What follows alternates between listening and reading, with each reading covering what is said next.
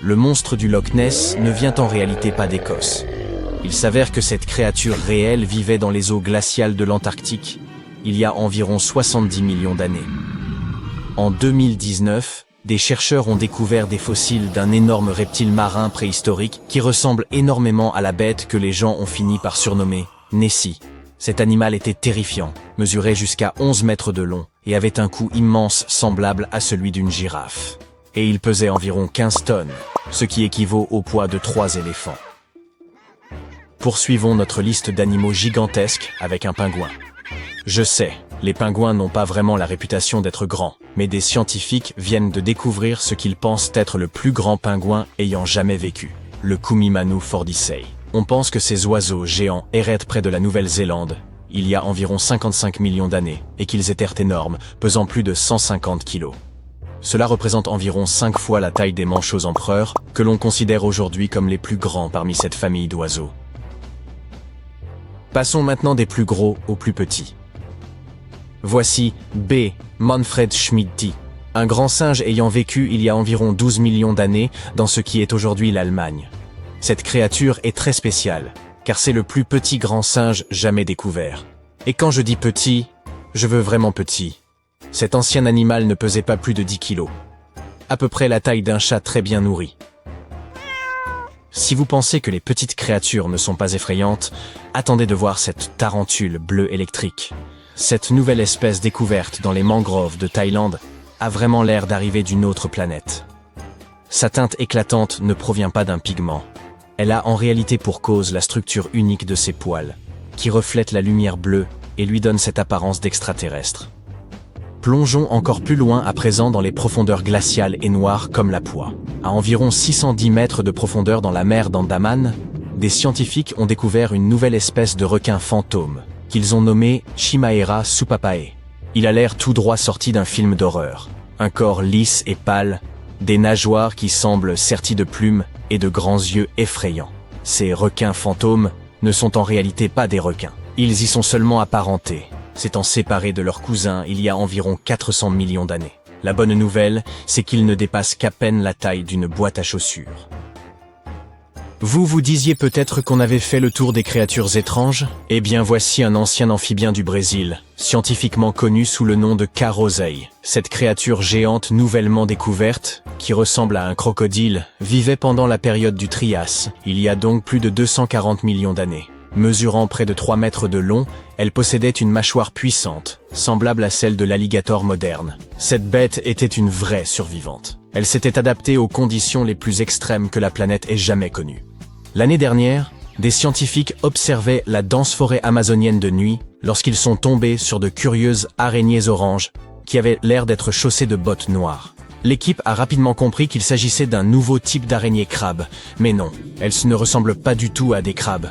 Elles ont simplement reçu ce nom parce que, perchées sur des plantes, ces araignées étendent leurs pattes latéralement, comme des crabes. Saviez-vous que certaines nouvelles espèces portent le nom de célébrités? Par exemple, l'icône hollywoodienne Harrison Ford a maintenant son propre serpent. Découverte au Pérou, l'espèce T. harrisonfordi rend hommage à l'acteur célèbre pour son rôle d'Indiana Jones, un archéologue connu pour sa peur notoire des serpents. Mais contrairement aux vilains serpents des films en question, cette nouvelle espèce est assez modeste en taille, mesurant environ 40 cm de long. Nous avons également le Rhampholeon princeai, une petite, nouvelle espèce de caméléon pygmée originaire de Tanzanie, qui a été nommé en l'honneur du rappeur et poète américain Prince Ea. Il a reçu cet honneur en raison de son travail de sensibilisation aux enjeux environnementaux mondiaux. Un autre homonyme célèbre est un serpent mangeur d'escargots que l'on trouve dans la végétation des forêts du Panama. S. Irmelin DiCaprioae, hommage à notre Léo préféré, mesure environ 38 cm de long et passe ses nuits sur les feuilles de palmier à la recherche d'escargots et de limaces. Ses yeux ronds ressemblent à des braises incandescentes et peuvent être un peu effrayants, mais dans l'ensemble, c'est plutôt une créature tranquille. Même lorsqu'elle se sent menacée, elle ne mord pas. Elle s'enroule simplement sur elle-même et dégage une très mauvaise odeur. Maintenant, quelque chose d'un peu plus sinistre. Venomius Tom Hardy. Ce nom vous dit-il quelque chose? Eh oui. Cette nouvelle espèce d'araignée a été nommée en l'honneur de l'interprétation par Tom Hardy du célèbre personnage de Marvel, Venom. La raison? Les taches noires représentent sur l'abdomen de l'araignée, rappelait aux chercheurs le célèbre anti-héros. La plupart des araignées de cette espèce ont été trouvées en Australie, la nuit, assises sur des toiles complexes dans des zones forestières près de la côte. Lorsqu'on les dérange, ces bestioles effrayantes se cachent souvent dans des creux tapissés de soie de branches d'arbres. Nous avons également quelque chose pour les fans du Seigneur des Anneaux. Dans les eaux vastes et chaudes du fleuve Amazon, des scientifiques viennent de découvrir une nouvelle espèce de pacu. Ce poisson est un parent du terrifiant piranha, avec un régime alimentaire à base de plantes et des dents semblables à celles des humains. Il a été nommé Myloplus sauron, en raison d'une audacieuse marque noire verticale sur le flanc qui rappelait aux chercheurs le symbole de l'œil flamboyant du méchant Sauron de la saga épique de Tolkien. Attendez, est-ce un capybara bronzé ou un chien sauvage? Eh bien, en fait, c'est ni l'un ni l'autre. Il s'agit d'un cerf nain nouvellement découvert. Cette minuscule créature, à peu près de la taille d'un basset hound, se faufile à travers les forêts du Pérou. Ses grands yeux, son corps trapu et ses pattes courtes rendent cet animal tout simplement adorable. Ce joli petit cerf est le parfait opposé de ce que nous allons voir à présent.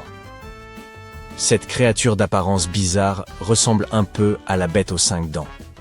Ces fossiles, découverts en Patagonie chilienne, ont montré qu'elle vivait à l'époque des dinosaures, il y a environ 72 millions d'années. Cette découverte est une preuve supplémentaire que des mammifères parcouraient bien cette partie de l'Amérique du Sud, à cette époque. En passant des forêts d'Amérique du Sud au désert d'Australie, nous rencontrons un dragon des sables connu scientifiquement sous le nom de Ctenophorus chacalpa. Avec sa couleur et son corps long et élancé, ce lézard semble tout droit sorti du film Dune. Découvert l'année dernière, ce dragon des sables se fond parfaitement dans les paysages brûlants du grand désert Victoria, dans le sud de l'Australie. Pendant plus de 10 ans, une créature aux grands yeux a réussi à se cacher des scientifiques qui s'aventuraient dans les montagnes du sud-ouest de la Chine. Mais en 2023, le groupe a finalement réussi à prendre quelques photos de cette grenouille qui ne correspondait à aucune espèce connue. Elles sont maintenant connues sous le nom de grenouille odorante de Leishan, une espèce qui mesure environ 5 cm de long et présente de petites bosses sur son corps vert gazon.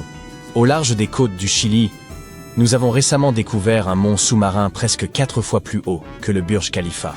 Les montagnes sous-marines abritent généralement de magnifiques formes de vie, des jardins d'éponges et des coraux anciens. Mais ce mont sous-marin chilien cachait également un type rare de calmar doté de longs tentacules ressemblant à des nouilles, ce qui lui donne un peu l'apparence d'une assiette de spaghettis sous-marine.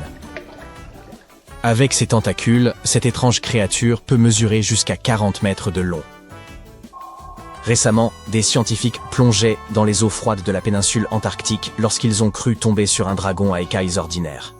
Mais cette créature avait quelque chose d'inhabituel. Il s'est avéré que ce poisson avait 2 rayures verticales plus foncées le long de son corps élancé. C'est alors qu'ils ont réalisé qu'ils étaient en train de regarder une nouvelle espèce, l'Acarotaxis gouldae. Passons maintenant du très bizarre au super mignon. En 2017, des habitants faisaient bien de la plongée près de l'île de Kyūm au Japon, lorsqu'ils ont découvert le Clavellina ossipandae. Cette étrangeté des abysses a rapidement conquis le cœur des gens grâce à son apparence. Ces taches noires ressemblent aux yeux et aux oreilles d'un panda, même s'il faut avoir beaucoup d'imagination. Cette créature filtre l'eau pour attraper sa nourriture et nous rappelle une nouvelle fois que l'océan regorge de merveilles. En 2021, alors qu'il forait à environ 3 mètres sous la surface gelée du permafrost de Sibérie nord-orientale, des chercheurs ont mis au jour une forme de vie figée depuis 24 000 ans. Puis, ils lui ont redonné vie, avant de la cloner. Ou, pour être plus précis, elle s'est clonée toute seule. Cela pourrait évoquer le prologue d'un récit d'épouvante, mais rassurez-vous, il n'en est rien. Ce que les scientifiques ont exhumé, c'est un organisme microscopique en état de congélation, susceptible de bouleverser en profondeur notre compréhension des mécanismes de l'évolution et de la survie. Les minuscules êtres ainsi exhumés sont des rotifères bédéloïdes, de petits animaux microscopiques pourvus de bouches en forme de roue, dont ils se servent aussi bien pour se mouvoir que pour se nourrir. Découverts pour la première fois en 1696, ils sont relativement répandus dans les milieux d'eau douce à travers le globe, avec quelques espèces adaptées à l'eau salée. Ils pourraient donc sembler dénués d'intérêt. Pourtant, depuis que les premiers microscopes ont permis de les observer, ils fascinent les chercheurs. Bien que ne mesurant que quelques dizaines de microns, ils présentent une complexité étonnante. disposant d'un cerveau, d'un tube digestif, de muscles et même d'un système reproducteur. Et si cette complexité renfermait en elle le secret d'une résilience ultime, peut-être même applicable à l'être humain? Examinons cela de plus près. Ces organismes sont des extrémophiles, capables de survivre à une déshydratation totale à n'importe quelle étape de leur cycle de vie, pour ensuite ressusciter une fois réhydratés. Et ce n'est pas tout. Ils peuvent endurer des conditions parmi les plus hostiles sur Terre, ou dans l'espace, voire rester ensevelis dans les glaces sibériennes pendant des dizaines de millénaires. Ce phénomène s'explique par leur capacité à entrer en cryptobiose, un état dans lequel les organismes suspendent leur métabolisme et deviennent presque inactifs. Si cela peut sembler relever du jargon scientifique, sachez que ce principe sous-tend aussi la conservation de nombreux produits que nous consommons au quotidien. Prenons l'exemple de la levure. Les cellules vivantes de levure sont enveloppées d'une couche protectrice faite de cellules mortes et de quelques nutriments. Elle peut se conserver à température ambiante, mais c'est l'exposition au froid, réfrigérateur ou congélateur, qui active une forme de cryptobiose, prolongeant considérablement sa durée de vie. Durant la cryptobiose, les rotifères accumulent divers composés protecteurs, dont les protéines chaperon, qui jouent un rôle essentiel dans leur capacité à se régénérer une fois les conditions redevenues favorables. Celles-ci agissent comme de petits gardes du corps. Leur fonction est d'empêcher les autres protéines de se détériorer sous l'effet du stress. Lorsque l'organisme subit un stress, qu'il soit dû à une exposition au froid, à la chaleur, à des toxines, à la déshydratation ou même au vieillissement, les protéines contenues dans nos cellules peuvent perdre leur structure.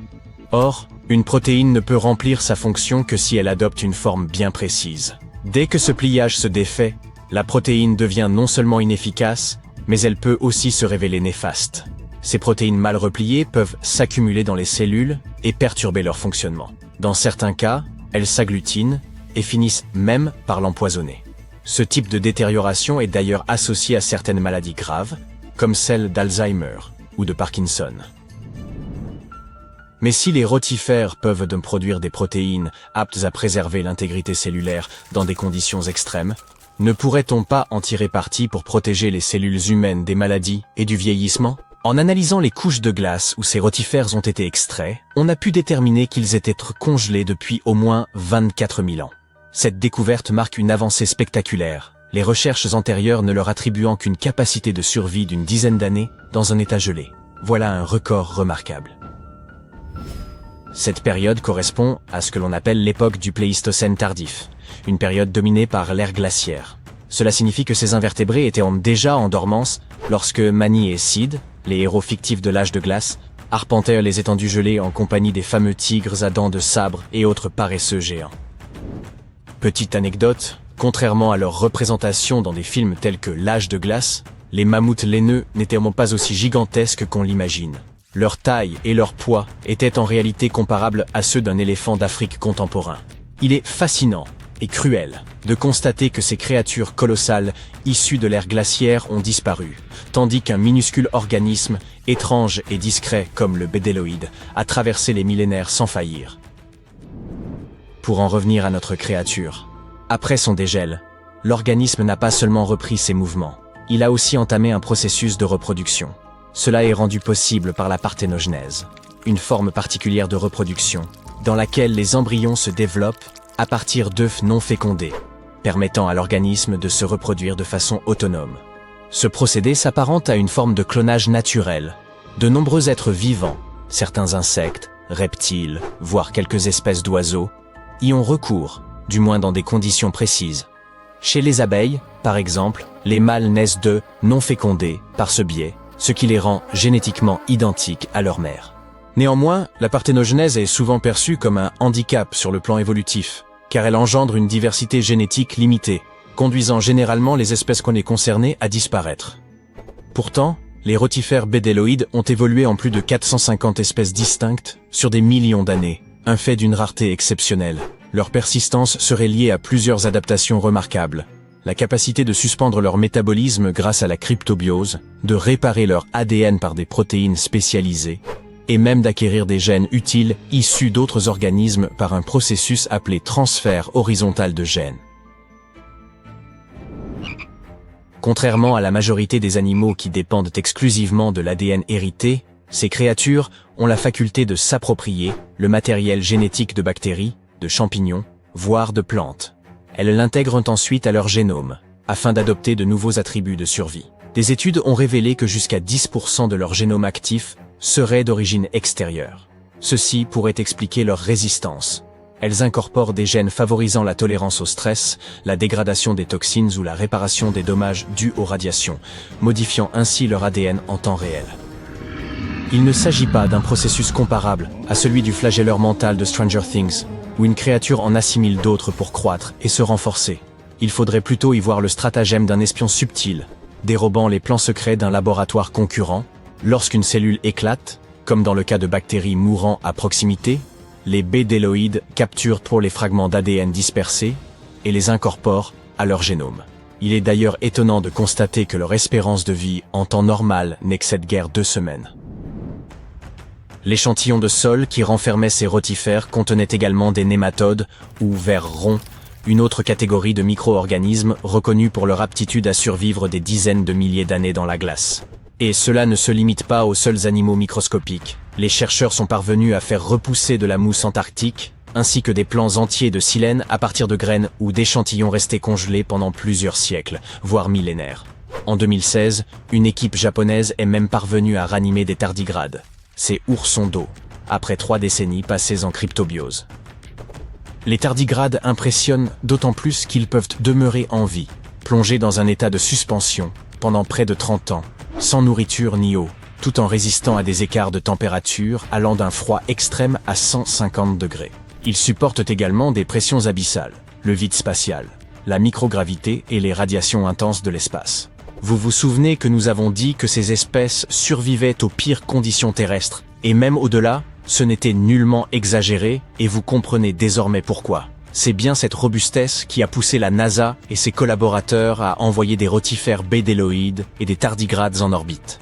Ils ont même séjourné à bord de la Station spatiale internationale, où ils ont permis aux chercheurs d'étudier les effets de la microgravité, des radiations et du stress. Mais ce n'est pas tout. En 2007, l'Agence spatiale européenne a envoyé un groupe de tardigrades en orbite terrestre basse, totalement exposés, sans protection, livrés au vide spatial. Ils ont été soumis aux radiations cosmiques, à des ultraviolets 1000 fois plus intenses que ceux frappant la surface terrestre, et à des températures proches du zéro absolu. Et à leur retour, la majorité a repris vie, et s'est même reproduite en dépit des conditions extrêmes qu'ils avaient subies.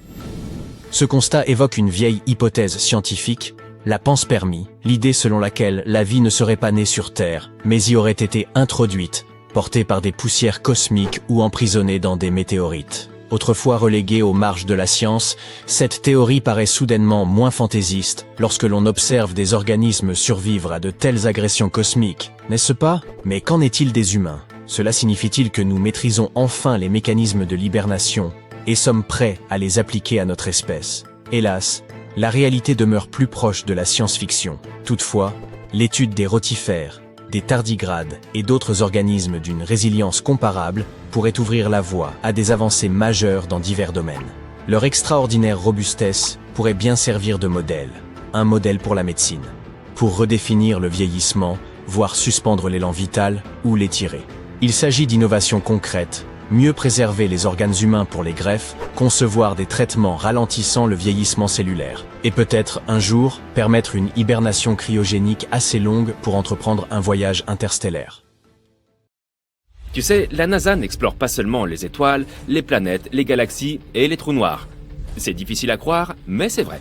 L'agence américaine fait aussi des découvertes ici, sur notre planète. Alors, qu'est-ce que la NASA a découvert récemment ? Y a-t-il de la vie sous la glace ? Après avoir analysé des données, ils ont révélé que quelque chose d'incroyable se cachait sous la glace de l'Antarctique. Et cette découverte ne change pas seulement tout ce que nous savions sur l'ensemble du système hydrique de la Terre, mais elle pourrait aussi aider dans nos recherches sur la vie dans l'espace. L'existence de l'humanité pourrait dépendre de notre compréhension de l'Antarctique et de ses secrets. Ces récentes découvertes révèlent donc des informations vitales pour notre survie. Mais avant de continuer, voyons ce que tu sais de cet endroit où tout n'est que glace à perte de vue. L'Antarctique est l'un des 7 continents de la planète, situé dans l'hémisphère sud. C'est le 5e plus grand continent en termes de superficie totale. Cela signifie qu'il fait presque 2 fois la taille de l'Australie. Tu veux voir de vrais météorites? Va en Antarctique. Grâce à son climat sec, l'Antarctique est l'un des meilleurs endroits au monde pour observer l'espace. Mais ce qui est encore mieux, c'est que tu peux trouver des météorites dans la surface blanche du continent. Les scientifiques ont déjà extrait environ 45 000 météorites de la glace. Et ils pensent en avoir détecté au moins 300 000 autres. Comme il n'y a pas beaucoup de roches sur ce continent, il est assez facile pour eux de les repérer grâce à leur couleur sombre. L'environnement sec et désertique de l'Antarctique favorise aussi leur préservation, même celles qui sont tombées sur Terre il y a plus d'1 million d'années. Et peux-tu imaginer une activité volcanique en Antarctique? Difficilement. Pourtant, c'est bien l'endroit où le feu rencontre la glace. C'est en Antarctique occidentale que l'activité volcanique est la plus importante. Les scientifiques ont récemment découvert qu'il existe 138 volcans rien que dans cette partie du territoire. Eh oui! Tu crois probablement qu'il fait toujours très froid en Antarctique, mais non. Ces régions côtières peuvent atteindre une température de 10 degrés Celsius. Mais t'es-tu déjà demandé à quoi ressemblerait l'Antarctique s'il n'y avait pas de glace? Cela peut sembler inimaginable maintenant, mais ce continent n'a pas toujours été recouvert de glace. D'accord, c'était il y a 34 millions d'années. Donc jusqu'à présent, personne ne pouvait savoir à quoi ressemblerait sa surface sans la glace. Mais la NASA a remédié à cela. Ils ont créé des simulations informatiques et ont dressé la carte la plus précise du continent à ce jour. Et ce qu'ils y ont vu est incroyable. Le continent n'est pas du tout plat comme on le croyait auparavant. Il est plutôt bosselé avec des vallées, des plaines ondulées et de hautes montagnes. Mais ce n'est rien à côté de ce qu'ils ont découvert sous la glace de l'Antarctique. Alors, qu'est-ce que c'est? Roulement de tambour, s'il vous plaît. La NASA a trouvé 2 nouveaux lacs subglaciaires. Et ce qui est encore plus cool, c'est qu'ils ont repéré ces lacs depuis l'espace. Comment est-ce possible? Si ta réponse est grâce à des satellites high-tech, alors tu as raison. En 2003, la NASA a lancé un satellite appelé IceSat, qui a mesuré la masse de la calotte glaciaire et la hauteur des nuages et des aérosols. Le satellite a aussi permis de créer cette carte de l'Antarctique sans glace. En 2010, l'Agence spatiale européenne a lancé un 2e satellite, Cryosat 2. Son objectif, suivre les changements d'épaisseur de la glace. Puis, en 2018, la NASA en a lancé un 3e, IceSat 2, pour prendre la relève d'IceSat. Il a mesuré l'élévation de la calotte glaciaire et l'épaisseur de la glace de mer. Il s'agissait du laser d'observation de la Terre le plus avancé de la NASA. Il a fourni des données de la plus haute précision.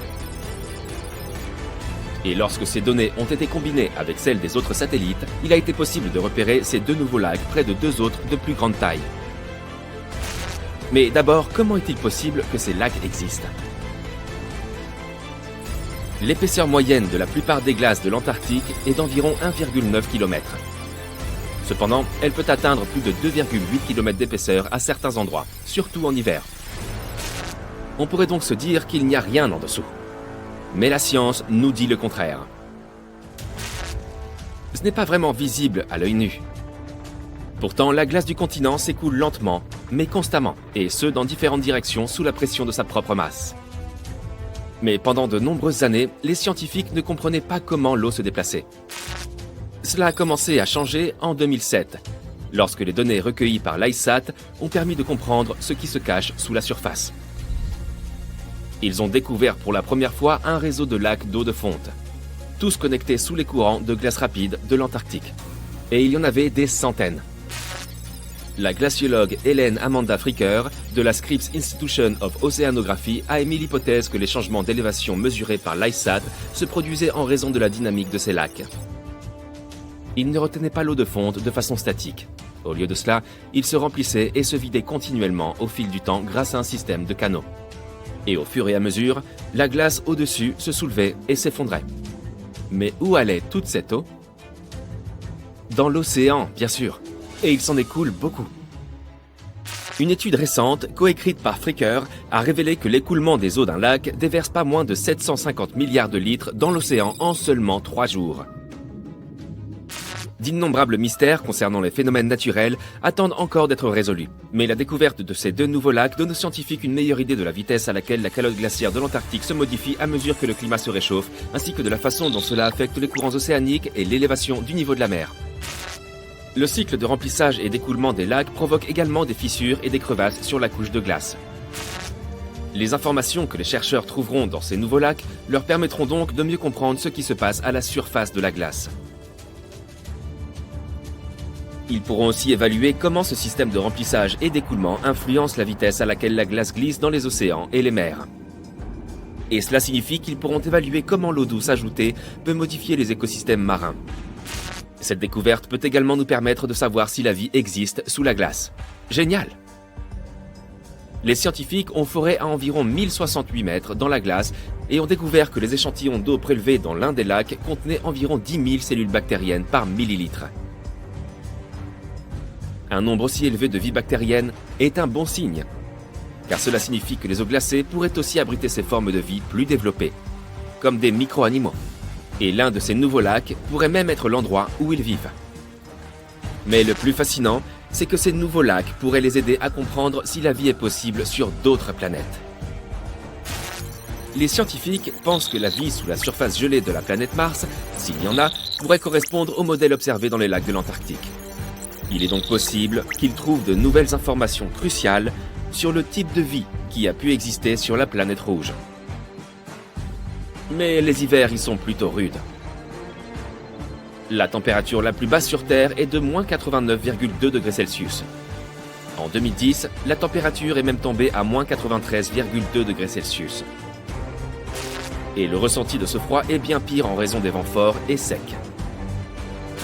Savais-tu que la superficie de la glace de l'Antarctique change aussi tout au long de l'année?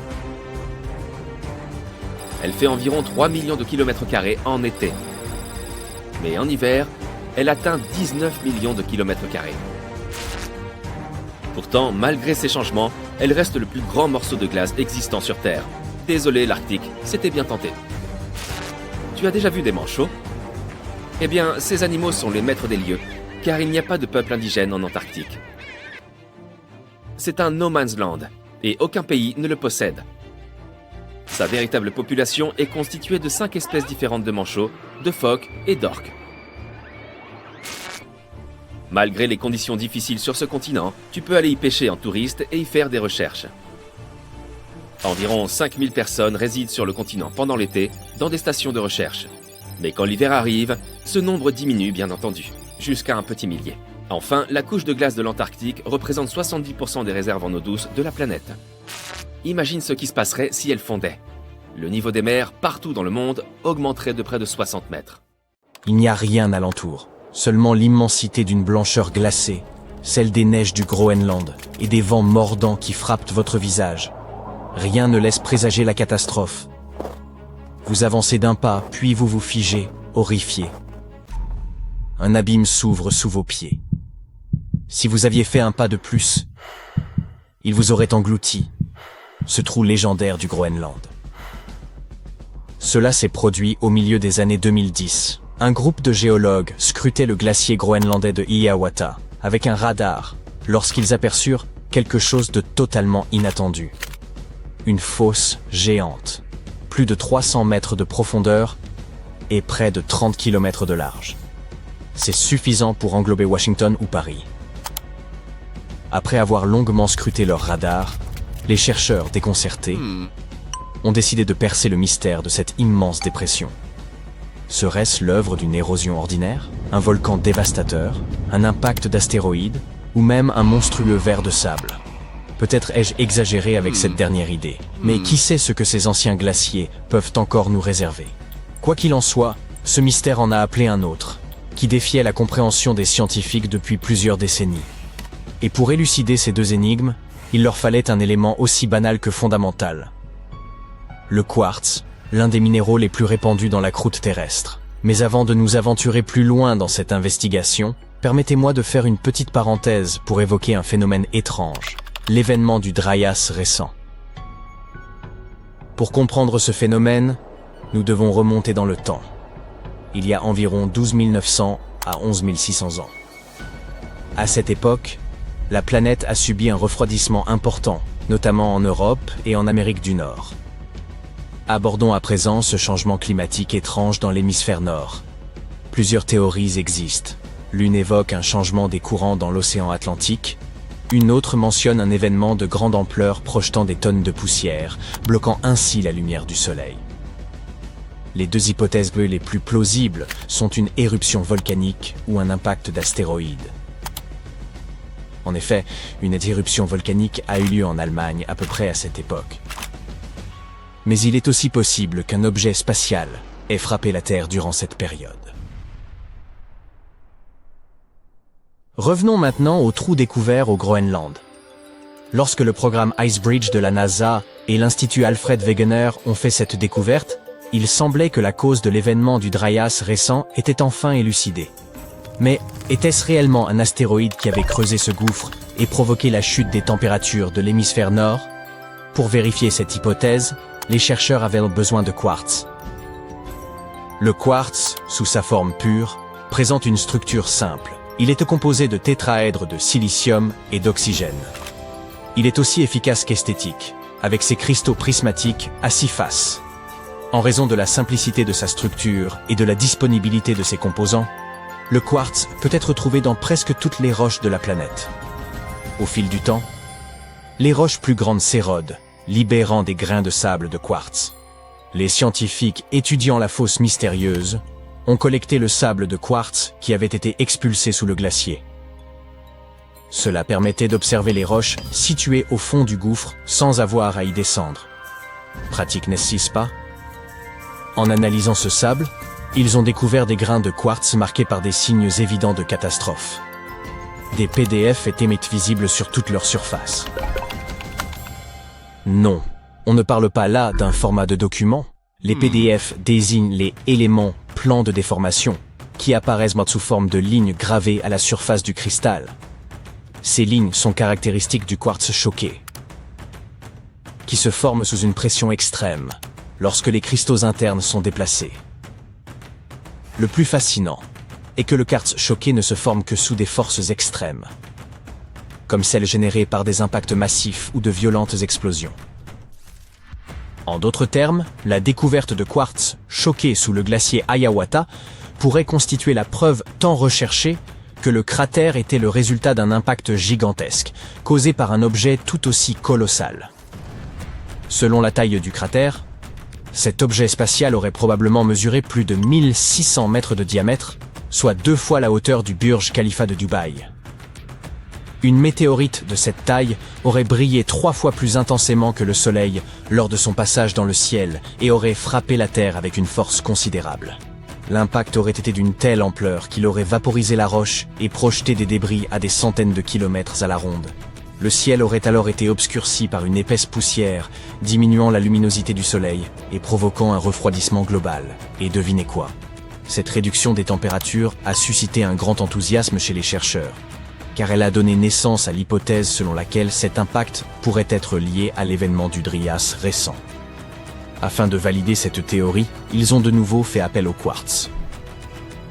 Ils l'ont alors examiné de manière plus approfondie pour tenter de dater l'impact.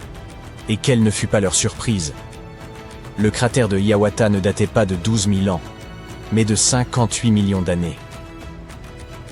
D'un côté, les chercheurs étaient déçus de ne pas avoir pu confirmer leur hypothèse, car le cratère ne permettait pas d'expliquer le refroidissement du Dryas récent.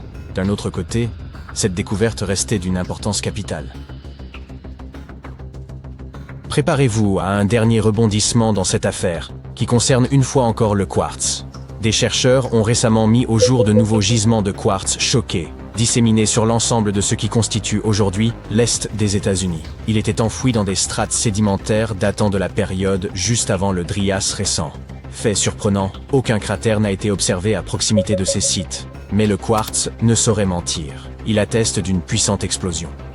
Cela conduit les scientifiques à penser que leur hypothèse d'un impact pourrait encore se vérifier. Toutefois, au lieu d'une collision directe, il pourrait s'agir d'une explosion aérienne. Une comète géante aurait pu se désintégrer lors de son entrée dans l'atmosphère terrestre il y a environ 12 000 ans, et ces fragments auraient explosé avant d'atteindre la surface.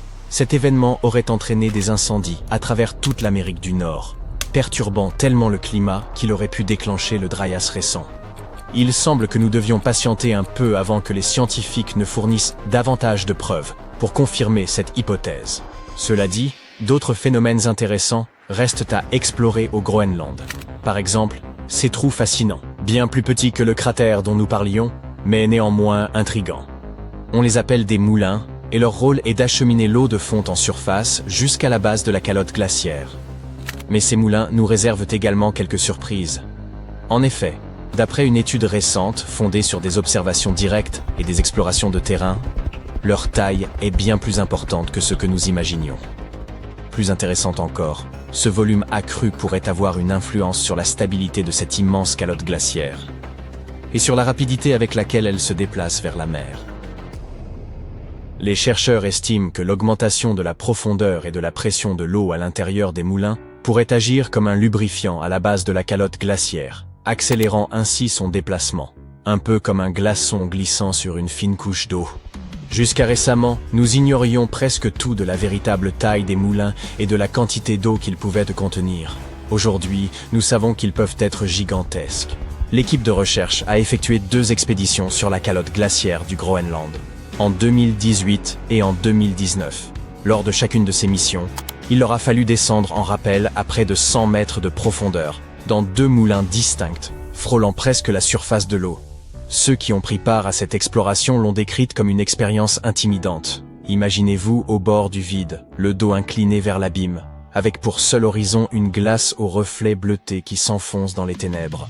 Le silence n'est rompu que par le fracas sporadique de la glace qui se brise. Une immersion aussi vertigineuse qu'inquiétante.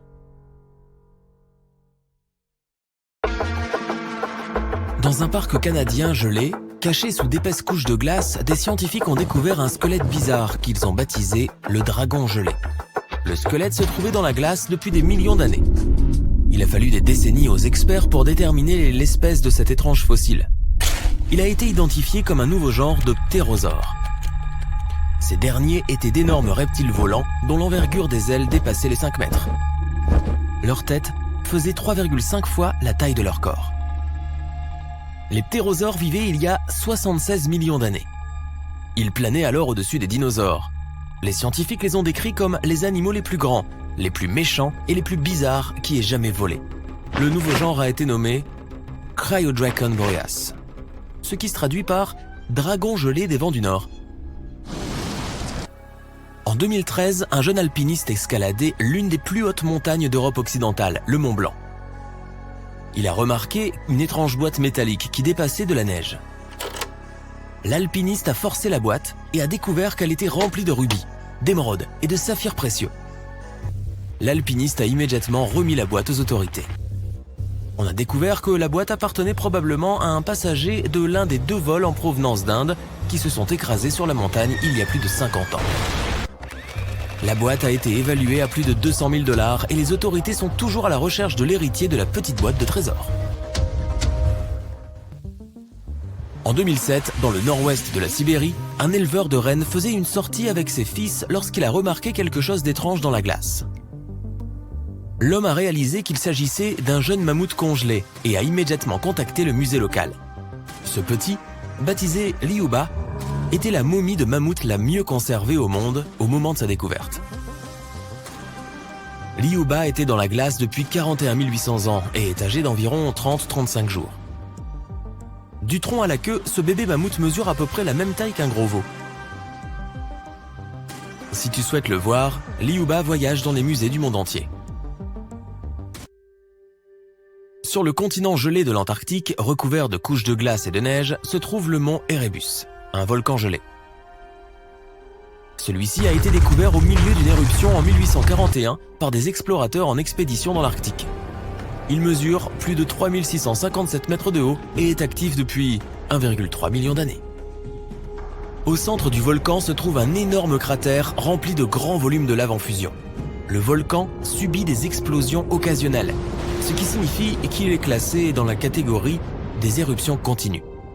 Cependant, il n'y a pas lieu de s'inquiéter de ces éruptions car elles sont généralement de faible ampleur. En 1991, 2 randonneurs traversaient les Alpes italiennes lorsqu'ils sont tombés sur un corps qu'ils ont supposé appartenir à un randonneur qui s'était perdu récemment. Le duo a redescendu la montagne pour rapporter leur malheureuse découverte. Une fois les restes récupérés, il est devenu évident que le corps n'était pas du tout récent. Les scientifiques ont déterminé que l'homme des glaces avait plus de 5000 ans et l'ont nommé Ötzi.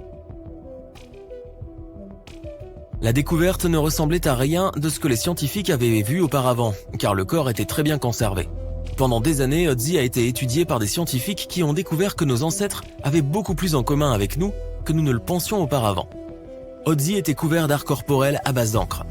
Les recherches effectuées sur le contenu de son estomac ont révélé que son dernier repas était de la viande séchée, semblable au bacon que nous mangeons aujourd'hui. Ötzi a au moins 19 parents vivant aujourd'hui quelque part en Europe centrale. Des scientifiques étudiaient d'anciens terriers d'écureuils en Sibérie lorsqu'ils sont tombés sur quelque chose d'intéressant. L'un des écureuils avait caché de précieuses graines dans les profondeurs du sol. Les graines étaient enfermées dans la glace depuis 32 000 ans. Les graines étaient issues de la fleur Silene stenophila, qui avait disparu depuis longtemps. De manière incroyable, les scientifiques ont pu récupérer des tissus végétaux à l'intérieur des graines et faire pousser une culture entière de celles-ci. Ils ont depuis réintroduit cette fleur disparue dans des habitats naturels du monde entier. En 1930, une équipe de scientifiques norvégiens a navigué autour de l'océan Arctique pour mener des recherches sur les mers et les glaciers. Ils ont atteint White Island, une terre dangereuse et glacée sur laquelle aucun humain n'avait mis les pieds auparavant. C'est du moins ce qu'ils pensaient, car les scientifiques ont été choqués de découvrir le bout d'un petit bateau qui dépassait de la neige. Gelés à l'intérieur du bateau, ils ont trouvé du matériel scientifique et divers objets personnels, dont une veste portant le monogramme S.A. André. Ils avaient découvert l'épave de la célèbre expédition arctique d'André en ballon. En 1897, les explorateurs suédois, sous la direction d'André, ont tenté de se rendre au pôle Nord à l'aide d'un ballon à hydrogène. Personne n'a plus jamais entendu parler d'eux. Les gens ont découvert ce qui leur était arrivé seulement lorsque l'épave a été découverte 33 ans plus tard. Il s'avère que le ballon s'était écrasé sur White Island 2 jours seulement après leur départ de Suède. Les explorateurs ont longé l'île sur un petit bateau de fortune mais n'ont pas pu aller plus loin. Le mammouth laineux le mieux conservé qui ait jamais été trouvé a été découvert dans une zone de permafrost en Sibérie en 2010. Les scientifiques ont baptisé ce mammouth congelé Yuka, du nom du petit village situé à proximité de l'endroit où il a été découvert. Yuka a été congelé pendant 39 000 ans et on pense qu'il était âgé de 6 à 8 ans. Comme il a été si bien conservé, Yuka a été étudié pendant des années et a fourni de nouvelles informations sur les mammouths. En 2019, des scientifiques ont déclaré qu'ils étaient capables d'activer des cellules prélevées dans les tissus du Yuka. Peut-être qu'un jour nous aurons des mammouths laineux qui parcourront la Terre. En regardant des photos et des vidéos de l'Antarctique, on a l'impression que le continent est glacé, couvert de neige et à plat, à l'exception de quelques petites collines. Les scientifiques le croyaient ça aussi. En étudiant les montagnes Gamburtseff au début des années 2000, ils ont été choqués de découvrir que les petites collines rocheuses étaient en fait le sommet d'une gigantesque formation montagneuse sous 1 km de neige. Grâce à une technologie radar, les chercheurs ont découvert que les montagnes mesuraient en réalité près de 3000 mètres de haut et s'étendaient sur 1250 km. C'est à peu près la même taille que les Alpes européennes, mais cachées sous des tonnes de glace et de neige. Dans une mine d'or en Sibérie, un homme d'affaires examinait une rivière voisine lorsqu'il a remarqué quelque chose d'intéressant dans le gel. Il s'agissait d'un petit rhinocéros laineux qui a été nommé plus tard Sacha. Ces animaux ont disparu depuis 15 000 ans. On pense que Sacha a dû être figée dans la glace pendant 39 000 ans. Elle est unique car c'est le seul rhinocéros laineux dont le corps entier a été découvert. Les glaciers autour de la ville de Pelo, dans le nord de l'Italie, ont commencé à fondre. Des artefacts datant de plusieurs décennies, voire de plusieurs siècles, ont été découverts en train de sortir de la glace. Des effets personnels de soldats ont été trouvés, comme des journaux intimes, des photographies et même des lettres d'amour. Les historiens ont même découvert une cabane entière préservée sous la glace. Celle-ci était remplie de casques en métal dur et de vêtements. En 1845, Sir John Franklin s'est embarqué dans une expédition malheureuse vers le pôle Nord. L'équipage se déplaçait sur 2 navires, le HMS Erebus et le HMS Terror, baptisés de manière ironique. L'expédition a été un désastre et les 2 navires se sont perdus dans les eaux glacées. En 2016, le HMS Terror a été découvert par une équipe de chercheurs. Bien qu'il ait été perdu pendant 170 ans, les eaux glaciales avaient maintenu le navire dans un état impeccable. Les scientifiques ont décrit le navire comme étant gelé dans le temps. Les assiettes et les verres étaient encore sur les étagères, les lits et les bureaux étaient encore en ordre et même les bagages des passagers semblaient être en bon état. Le HMS Airbus a également été découvert à proximité, mais en raison des conditions changeantes de l'eau, le navire, lui, n'était pas en très bon état.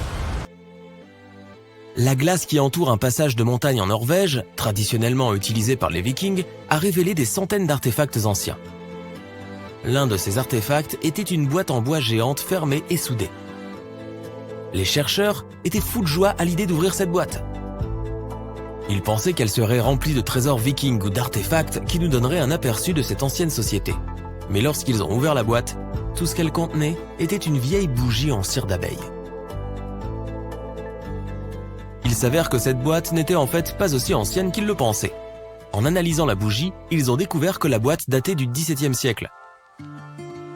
L'ère des Vikings s'est terminée au XIe siècle. Il est probable que la boîte avec la bougie appartenait à un fermier qui l'expédiait de sa ferme d'été à sa ferme d'hiver pour éclairer les longues nuits. C'était l'une des plus grandes créatures à avoir jamais parcouru la Terre. Elle était plus longue qu'un bus scolaire normal et pouvait facilement peser plus que 10 éléphants ensemble. Mais où vivait le mégalodon? Comment a-t-il fini par avoir cette taille? Et surtout, pourquoi a-t-il disparu de nos jours? C'est ce que nous allons découvrir. Le mégalodon est le plus grand prédateur jamais connu dans l'histoire de notre planète. En termes de localisation, il vivait pratiquement dans toutes les eaux de notre globe, sauf près des pôles. La raison pour laquelle on n'a pas trouvé de dents de mégalodon en Antarctique est probablement que la gigantesque créature s'est adaptée uniquement aux eaux chaudes tropicales et subtropicales. Les plus jeunes aimaient rester sur les côtes, tandis que les adultes préféraient les zones côtières. Mais ils pouvaient aussi aisément se déplacer en pleine mer. Comment savons-nous que le mégalodon était si répandu? Nous pouvons seulement spéculer, en nous basant sur le fait que l'on a découvert les fossiles les plus au nord, au large des côtes du Danemark, et les plus au sud, en Nouvelle-Zélande. La question de savoir comment le mégalodon a atteint cette taille est toujours ouverte dans la communauté scientifique. Ils ont récemment découvert que tous les spécimens de cette espèce fascinante ne faisaient pas toute la même taille gigantesque. Cela est dû à la règle de Bergman, selon laquelle la température du milieu ambiant influe sur la taille de l'animal, qui doit conserver sa chaleur, soit en perdre. Les mégalodons qui atteignaient des eaux plus froides avaient probablement besoin de plus de poids corporel pour être sûrs de survivre à ces basses températures. Au contraire, ceux qui vivaient dans des eaux plus chaudes devaient être plus petits pour éviter de brûler. Mais à quoi ressemblait cet énorme poisson? La plupart des représentations modernes montrent le mégalodon comme un gigantesque requin blanc. Mais il semblerait que ce ne soit pas forcément exact. Le mégalodon avait probablement un nez beaucoup plus court et une mâchoire plus plate qui paraissait presque écrasée par rapport au grand requin blanc. De plus, il avait visiblement quelque chose en commun avec le requin bleu de nos jours, des nageoires pectorales extra longues. Ils en avaient besoin pour supporter leur poids et leur taille lorsqu'ils naviguaient dans les eaux de la planète. Enfin, les demoiselles mégalodons, étaient certainement environ 2 fois plus grandes que les messieurs. Quant à leur progéniture, même un petit mégalodon était énorme, au moins 1,5 mètre du nez à la queue. Comment le savons-nous? Parce que des spécialistes sont tombés sur des sites de reproduction de mégalodons au Panama, dans le Maryland, aux îles Canaries et en Floride. Même les piles de couches sales étaient énormes. Non, allez, je rigole. L'aspect le plus effrayant de l'apparence du mégalodon était certainement sa bouche. Je veux dire, si tu y penses, le mégalodon mangeait des baleines pour dîner, alors il avait évidemment besoin d'ouvrir sa bouche assez grand. Les scientifiques ont estimé que sa mâchoire devait avoir une taille hallucinante, 2,7 à 3,4 mètres de large. Pour te donner une idée, cela signifie qu'il aurait pu facilement engloutir 2 personnes adultes côte à côte. Attends, quels 2 adultes en fait? Ces mâchoires impressionnantes comportaient également 276 dents. D'après les reconstitutions modernes de la force de sa morsure, il semblerait qu'il ait été l'un des plus puissants animaux de proie, sinon le plus puissant à avoir jamais existé. À titre de comparaison, la force de morsure des humains peut atteindre environ 1300 newtons. On estime que les grands requins blancs d'aujourd'hui sont capables de mordre avec une force de plus de 18 000 newtons. Le mégalodon bat tous les records, avec une force de morsure estimée jusqu'à 10 fois supérieure. Il pourrait pratiquement écraser une voiture avec très peu d'effort. Ses dents étaient également assez surprenantes. Comme les requins, le mégalodon remplaçait rapidement ses dents cassées ou usées. Avec 4 ou 5 rangées de dents dans sa bouche, il agissait comme un tapis roulant, faisant repousser les dents abîmées ou manquantes en 48 heures environ. Cela signifie qu'un mégalodon adulte aurait probablement fait pousser plusieurs milliers de dents au cours de sa vie.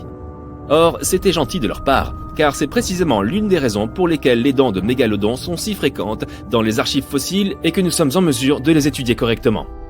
Pour conserver son physique impressionnant, le mégalodon devait manger approximativement 1134 kg de nourriture par jour. Tu n'arrives pas à te faire à cette idée? Eh bien, c'était l'équivalent d'une vache écart par jour pour survivre. C'est comme si tu devais manger 3300 boîtes de thon par jour. J'ai souvent utilisé le mot mégalodon, mais je vous ai déjà dit d'où il venait. Traduit du grec, il signifie dents géantes. Ah, ces Grecs, ils sont malins.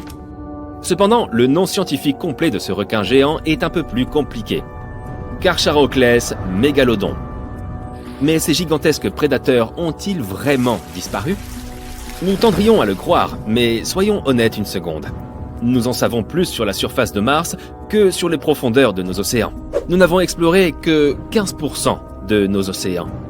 Qui sait ce qui peut se trouver là-bas, dans les profondeurs? Peut-être d'anciens prédateurs? La fosse des Mariannes est la fosse océanique la plus profonde sur Terre. Challenger Deep, sa partie la plus profonde, est si profonde que l'on pourrait y plonger l'ensemble du mont Everest. Et il resterait encore plus d'1 kilomètre au-dessus de la surface. C'est super profond. Si un mégalodon ou deux avait besoin d'un endroit où se poser, ce serait un endroit assez discret. Cependant, la fosse des Mariannes n'est pas un endroit particulièrement confortable. Tu sais, parce que c'est froid et plongé dans l'obscurité totale et tout ça. Les températures ici sont d'environ 2 degrés Celsius toute l'année. Et pour couronner le tout, la pression est 1000 fois plus forte qu'au niveau de la mer. On peut supposer que si un mégalodon se cachait ici, ses dents et ses os ne seraient pas en très bon état. À cause de la forte pression qui règne dans la fosse des Mariannes, les protéines et le calcium commencent à se dissoudre et à se désintégrer. C'est pourquoi, par exemple, le poisson limace, le poisson le plus profond que nous ayons découvert, a évolué vers un cartilage flexible à la place des os. Pour survivre ici, le mégalodon aurait dû apprendre à naviguer dans l'obscurité totale. Cela signifie qu'il serait devenu bioluminescent ou aurait évolué pour développer des yeux énormes comme le calamar géant.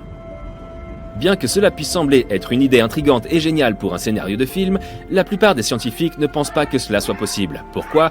Eh bien, la majorité d'entre eux disent que c'est à cause de la taille du mégalodon. La plupart des aliments que les mégalodons aiment manger vivaient dans les zones océaniques peu profondes et non dans les eaux profondes.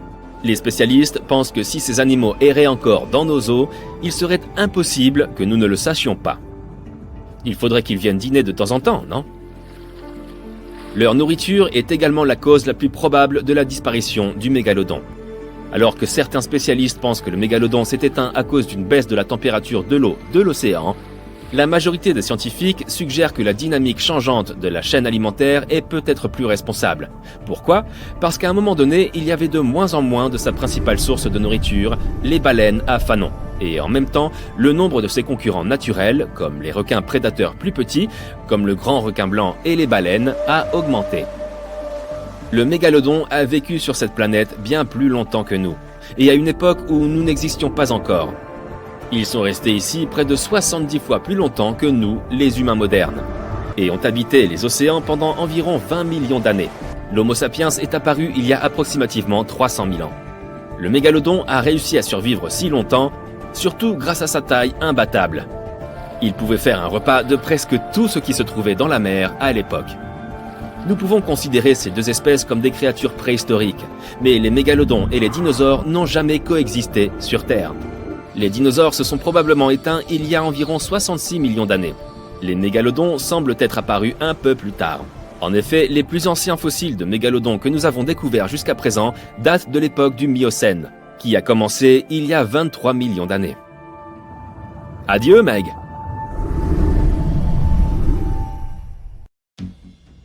Qu'est-ce qui te vient à l'esprit quand tu entends le mot Antarctique? Très probablement le froid, la neige, la glace et les manchots. Pourtant, c'est l'une des régions les moins explorées du monde et qui cache de nombreuses choses étranges et uniques. Tu n'as pas besoin d'aller en Antarctique pour voir la première chose bizarre. Il te suffit d'ouvrir Google Earth et de trouver l'une des îles les plus au sud de l'Antarctique. L'île du Roi George. Récemment, des internautes y ont remarqué une grande entrée de grotte assez étrange. Où mène ce large passage sombre? Les gens ont commencé à émettre diverses hypothèses. C'est l'entrée d'une base secrète ou d'un laboratoire. C'est une partie d'un vaisseau spatial qui s'est écrasé là il y a des milliers d'années. C'est la porte de l'ancienne cité de l'Antarctique. Peut-être qu'il y a une montagne géante avec une ancienne grotte sous toute cette neige et cette glace. Voilà quelques idées. Les internautes ont calculé les dimensions approximatives de cette grotte. Elle pourrait faire environ 22 mètres de haut pour 75 de large. Donc on pourrait y cacher un avion de ligne. La nature a probablement créé cette entrée. C'est l'explication la plus logique. Mais il y a quand même deux éléments étranges. Premièrement, jette un coup d'œil au pied de la montagne. Il semble qu'il y ait des marches à cet endroit. Elles sont de couleur sombre, comme si elles étaient faites de pierre. Et si tu regardes attentivement, tu peux remarquer quelque chose qui ressemble à des empreintes de pas humains. Quelqu'un est-il entré dans cette grotte? Ou peut-être quelqu'un y vit encore maintenant? La deuxième bizarrerie est la disparition de la découverte mystérieuse. Les gens l'ont remarqué pour la première fois sur un cliché Google Maps en 2007. Puis l'entrée a disparu. Puis elle est réapparue quelques années plus tard. Après cela, elle a de nouveau disparu. Et en 2022, les gens l'ont vue à nouveau. Peut-être que la vieille neige fond, une nouvelle couche tombe, puis le vent l'emporte et le cycle se répète. Mais les prétendues marches menant au fond de la grotte font douter de l'origine naturelle de ce tunnel. Tu peux facilement en trouver les coordonnées sur Internet et visiter la grotte via Google Earth. Tu pourrais y déceler quelque chose et le révéler au monde entier. Les gens ont découvert une autre chose étrange à l'aide de Google Earth. En 2020, un internaute a découvert un objet étrange qui ressemblait à un bateau géant à 160 km au large des côtes de l'Antarctique. Ressemblant à un bateau de croisière, il était recouvert de glace et de neige et couché sur le côté. On pouvait deviner les fenêtres, le pont et la passerelle. Mais tout le monde n'était pas d'accord. Certains ont affirmé qu'il s'agissait d'un vaisseau spatial, d'autres ont dit que c'était une sorte de bâtiment secret. L'internaute qui avait remarqué le vaisseau en premier a déclaré que sa taille était d'environ 120 mètres, ce qui est la longueur adéquate pour un navire de passagers. Mais que fait ce navire dans un endroit aussi reculé, au milieu d'un glacier? Comment est-il arrivé ici? Qui était son capitaine? Personne n'a encore trouvé les réponses à ces questions. En 2016, des utilisateurs de Google Earth ont découvert une photo d'un monstre marin inconnu flottant au large des côtes de l'Antarctique. Cette créature ressemblait à un calmar géant d'une longueur d'environ 60 mètres, soit légèrement moins que 3 wagons de train. Imagine simplement ce kraken géant nageant dans les eaux sombres et glacées de l'Antarctique et entraînant au fond tout ce qu'il rencontre sur son passage. C'est peut-être le grand et terrible Chulu, ou bien l'un de ses rejetons. Tu remarqueras rapidement cette cascade rouge sang parmi les interminables paysages blancs éblouissants de l'Antarctique. Ne t'inquiète pas, ce n'est pas du sang. Depuis plusieurs siècles, cette cascade teinte la neige d'une couleur rouge vif. Le ruisseau coule tout droit d'un iceberg blanc. Regardons à l'intérieur et découvrons ce qu'il s'y passe. Il y a des millions d'années, il y avait un petit étang limpide. Mais un glacier s'est ensuite formé autour de lui. Une épaisse couche de glace et de neige a bloqué l'accès à la lumière du soleil, à la chaleur et à l'oxygène. Pendant des millénaires, le réservoir est resté dans ce vide froid. Mais à un moment donné, l'eau a creusé un trou dans la paroi glacée et s'est échappée. Lorsque cette eau salée entre en contact avec l'oxygène, elle devient immédiatement écarlate ou couleur rouille. L'Antarctique est le seul endroit où tu puisses trouver un phénomène naturel aussi unique. L'un des endroits les plus secs de la Terre se trouve en Antarctique. Et c'est l'un des déserts les plus dénués de vie au monde. Les vallées sèches de McMurdo. Dans ce désert, tu ne verras pas de soleil brûlant, de sable chaud ou de cactus. Techniquement, un désert désigne un endroit où il y a un manque de précipitation et de vie. Or, les vallées sèches de McMurdo correspondent parfaitement à ces paramètres. Mais cet endroit est aussi unique pour l'Antarctique, car tu n'y trouveras pas de glacier. Malgré le gel, la glace ne peut pas se former dans le désert, car il n'y a pas plu depuis des millions d'années. Il ne neige jamais non plus. Un fort vent descendant des montagnes atteint des vitesses allant jusqu'à 320 km/h. Il te serait difficile de rester debout là-bas. Le vent, chargé d'humidité, réchauffe et évapore tout le liquide et la neige du désert, en raison de sa vitesse élevée. Seul l'air sec atteint le sol. Toutefois, on y trouve plusieurs lacs. Et s'ils ne gèlent pas, c'est uniquement dû à leur forte salinité. L'eau est tellement salée que les formes de vie ne peuvent pas s'y développer. Mais les scientifiques ont trouvé des organismes microscopiques près des lacs. Il y a 20 millions d'années, l'Antarctique était rempli de marécages et d'arbres, et grouillé d'insectes et d'animaux. Mais aujourd'hui, il ressemble littéralement à la surface de Mars. Les scientifiques et les astronautes explorent des régions comme les vallées sèches de McMurdo, car les conditions naturelles qui y règnent sont similaires à celles de la planète rouge. Donc, avant de partir sur Mars, tu peux t'entraîner à vivre dans des endroits similaires sur Terre. Les scientifiques ont découvert un monde sous-marin dans l'Antarctique, rempli de centaines d'amphipodes. Des crustacés semblables aux crevettes. Au fait, quelle est la différence entre l'Antarctique et l'Arctique ? L'Antarctique est la région située à l'extrême sud de la Terre, qui abrite le continent du même nom. Tandis que l'Arctique est une toute autre région.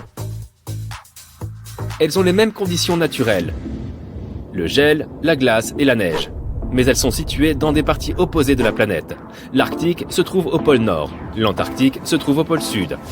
Maintenant, revenons à la découverte. Les scientifiques ont avancé des théories selon lesquelles la glace de l'Antarctique cache un vaste réseau de rivières et de lacs d'eau douce. Et en 2022, ils ont découvert un nouvel écosystème. Les chercheurs ont exploré la plateforme glacée de Ross de l'Antarctique et ses rivières souterraines. C'est un morceau de glace massif qui flotte dans l'océan. Une équipe néo-zélandaise a utilisé un appareil de forage spécial équipé d'une alimentation en eau chaude pour percer un trou de 500 mètres de profondeur, soit davantage que la hauteur de l'Empire State Building. Ensuite, ils y ont descendu des caméras vidéo et ont vu des milliers de crustacés nager dans différentes directions. Il semble donc qu'ils soient très peu organisés. Dans les eaux de l'Antarctique, tu peux aussi rencontrer certaines des créatures les plus effrayantes de la planète. Il s'agit des araignées de mer. Elles ont reçu ce nom car elles ressemblent à des araignées terrestres. Mais il s'agit en fait d'une espèce d'arthropode marin. Et contrairement aux araignées terrestres, celles de l'océan sont beaucoup plus grandes. Elles ressemblent à 8 énormes pattes, sans corps. Une telle araignée peut avoir la largeur d'une assiette. Certaines d'entre elles n'ont pas d'yeux et ont des proboscises à la place des mâchoires. Les araignées de mer sont peu étudiées car elles vivent dans les eaux froides et profondes. L'Antarctique cache de nombreux animaux peu connus. Dans ces glaciers, il y a de longs tunnels qui mènent à des ténèbres effrayantes. Sur ce continent froid, les gens ont trouvé les restes de dinosaures géants et d'autres créatures anciennes, comme les ancêtres des canards modernes. De nombreux lacs et rivières souterrains cachent une faune inexplorée. Même la glace ici peut être bizarre. Regarde ces icebergs rayés. Ils ont des rayures bleues, noires, vertes et turquoises. La couleur dépend des conditions de l'eau pendant la congélation. Par exemple, les lignes vertes apparaissent à cause des algues. Les bleus se forment lorsque l'eau gèle trop rapidement. Bon, tout ça fait froid dans le dos. Il est grand temps d'aller se réchauffer. Que dirais-tu d'aller à Hawaï ? Oh, de mystérieuses chaînes montagneuses cachées sous d'immenses masses de glace, d'étranges créatures translucides à la peau diaphane, des plaines enneigées qui semblent chanter. L'Antarctique recèle ses propres secrets terrifiants. Et désormais, un trou de glace colossal, grand comme la Suisse, ne cesse de s'ouvrir. Les scientifiques viennent enfin d'en percer la cause. Ce trou, nommé Polynie de Maud Rise, fut observé pour la première fois en 1974 puis en 1976 dans la mer de Weddell. Depuis, il joue à se dérober, apparaissant, disparaissant, puis réapparaissant des années plus tard. Et chaque fois, il change mystérieusement de taille. Pendant des décennies, les chercheurs ont tenté de comprendre son origine. Puis, en 2016 et 2017, la Polynie a atteint une ampleur exceptionnelle, plus de 30 000 km². Elle est restée ouverte plusieurs semaines durant l'hiver, marquant la première apparition d'une Polynie aussi vaste et durable dans la mer de Weddell depuis les années 1970. Voici ce qu'il faut savoir sur la glace de mer Antarctique. En été, elle atteint son minimum, environ 2590 000 km², ce qui, oui, est considéré comme peu. En hiver, elle s'étend jusqu'à 10 130 000 km², couvrant près de 4% de la surface terrestre d'étranges plaques blanches.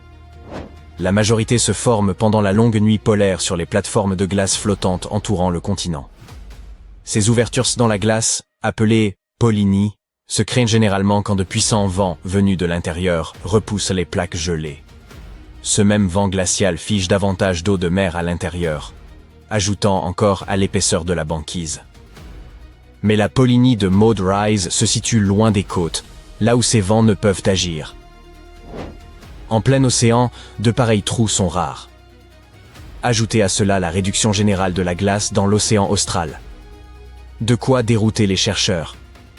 Quelles conditions précises engendrent ce vaste et persistant trou de glace? Pour résoudre l'énigme, ils ont analysé une montagne de données. Satellites, capteurs dérivants, et même les relevés d'animaux marins équipés de balises. Ils disposaient aussi d'années d'observation antérieures. Et leur découverte fut étonnante. En 2016 et 2017, le courant circulaire de la mer de Weddell, appelé Gire de Weddell, était plus fort qu'à l'accoutumée. Cette énergie accrue permit à une eau plus salée et plus chaude des profondeurs de remonter vers la surface. La Polynie de Maud Rise se trouve au-dessus d'une montagne sous-marine du même nom. Durant les années où elle s'est largement ouverte, le renforcement du courant a concentré le sel autour de ce sommet englouti. En surface, les rafales ont balayé la glace, créant un mouvement en spirale qui a littéralement aspiré vers le haut cette eau plus salée. Ce surplus de sel a abaissé le point de congélation, permettant à la Polynie de se former et de se maintenir. Ces ouvertures jouent un rôle crucial pour la planète. L'eau dense et salée qu'elles produisent peut parcourir d'immenses distances, se propageant à travers les océans et influençant les climats du globe. Mais ces vastes entailles glacées ne sont pas les seuls phénomènes étranges et fascinants de l'Antarctique. Et que dire des lacs souterrains, ou plus spécifiquement des lacs subglaciaires? En effet, il existe des lacs entiers, dissimulés sous plusieurs kilomètres d'épaisseur de glace. Les scientifiques les ont repérés pour la première fois en 1970 grâce au radar, et ils estiment aujourd'hui qu'il en existe près de 400 dans les zones étudiées, sous environ 3000 mètres de glace. Ceux-ci seraient apparus après la séparation de l'Antarctique d'avec le Gondwana, l'ancien supercontinent. Fait surprenant, leur eau ne gèle pas, car la pression exercée par la glace au-dessus est trop forte. Simple question de physique. Le plus vaste, le lac Vostok, découvert dans les années 1990, repose à un peu plus de 3 km sous la glace. Les chercheurs y ont foré pour prélever de l'eau, mesurée à environ 3,33 degrés Celsius, bien que ce lac soit resté emprisonné depuis plus de 28 millions d'années.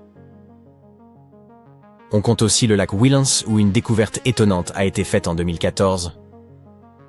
Une colonie entière de micro-organismes y prospère, à près de 1600 mètres sous la glace. Ces créatures n'ont jamais connu ni lumière ni air libre.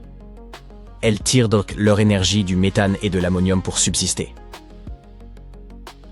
Un autre prodige, visible celui-là, se trouve dans la vallée sèche de McMurdo, une cascade digne d'un film d'horreur. De l'eau d'un rouge écarlate, semblable à du sang jaillissant d'une plaie dans la glace, s'écoule sur 5 étages, depuis le glacier Taylor jusqu'au lac Bonnet. Une vision troublante, bien qu'elle ait, en réalité, une explication scientifique. L'eau qui alimente les Blood Falls provenait autrefois d'un lac salé aujourd'hui, isolé de toute interaction avec l'atmosphère, les glaciers s'étant formés par-dessus. Enfermée à plus de 400 mètres sous terre, cette eau est devenue extrêmement concentrée en sel, 3 fois plus que celle de la mer, ce qui l'empêche de geler. Elle est également riche en fer et ne reçoit ni oxygène ni lumière. Lorsqu'elle s'échappe lentement à travers une fissure du glacier et entre en contact avec l'air libre, le fer s'oxyde. Autrement dit, il rouille, donnant à l'eau cette teinte rouge sombre si troublante. Avec des paysages si inquiétants, l'Antarctique évoque un désert de glace. Des températures polaires, des précipitations quasi inexistantes et des vents capables de vous renverser. C'est d'ailleurs là qu'a été relevée la température la plus basse jamais enregistrée sur Terre, 89,2 degrés Celsius. Pourtant, malgré ces conditions extrêmes, le continent abrite une faune aussi étrange que fascinante. Longtemps, les scientifiques ont cru que rien ne pouvait subsister sous une telle épaisseur de glace. Ils se trompaient lourdement. Une étonnante diversité d'êtres vivants s'y est adaptée. Des micro-organismes minuscules, des crustacés, d'immenses calmars, et même des araignées dont les pattes pourraient couvrir une assiette entière, d'énormes vers aux soies dorées et brillantes, pourvus de redoutables mâchoires dentées, rôdent également dans les profondeurs glacées.